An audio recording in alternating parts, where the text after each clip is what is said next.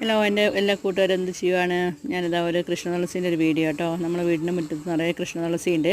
ഇത് വന്നിട്ട് നമ്മൾ കഫക്കെട്ടിനും ചെറിയ കുഞ്ഞുങ്ങൾക്കൊക്കെ കഫക്കെട്ടിന് പനിക്കൂർക്കി ഇതും കൂടെ പിഴിഞ്ഞ് കൊടുക്കാറുണ്ട്. തേരിൽ ചാലിച്ചിട്ട് താരനുള്ളവർക്ക് ഇത് അരച്ച് തലയിൽ തേച്ച് കഴിഞ്ഞിട്ടുണ്ടെങ്കിൽ താരനൊക്കെ പോകും.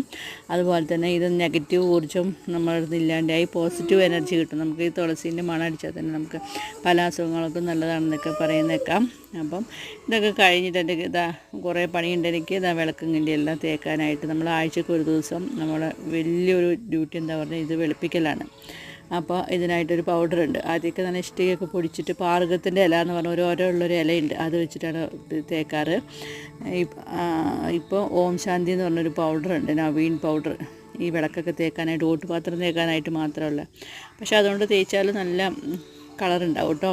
പിന്നെ നമുക്ക് ടൈമില്ലാത്തതുകൊണ്ടാണ് അതൊക്കെ, അല്ലെങ്കിൽ ഇഷ്ടികയെല്ലാം പൊടിച്ച് പൗഡറാക്കിയിട്ടുണ്ടെങ്കിൽ ഇതിനെക്കാട്ടും നല്ല കളറുണ്ടാവും. പക്ഷേ അതും കുഴപ്പമില്ല. അപ്പോൾ ഇത് ആഴ്ചയ്ക്ക് ഒരു ദിവസം ഇങ്ങനെ നല്ല തേച്ച് കഴുകി വെച്ച് കഴിഞ്ഞാൽ നമുക്കത് കാണുമ്പോൾ തന്നെ നമുക്കൊരു പോസിറ്റീവ് എനർജിയാണ്. വൃത്തിയാക്കി ഇങ്ങനെ വെച്ച് കഴിഞ്ഞാൽ നമുക്ക് വിളക്കെത്തിക്കുന്നത് നമുക്ക് മനസ്സിനൊരു ഉന്മേഷം, ഒരു ഉണർവൊക്കെ കിട്ടുമെന്ന് പറയില്ലേ, അതുപോലെ.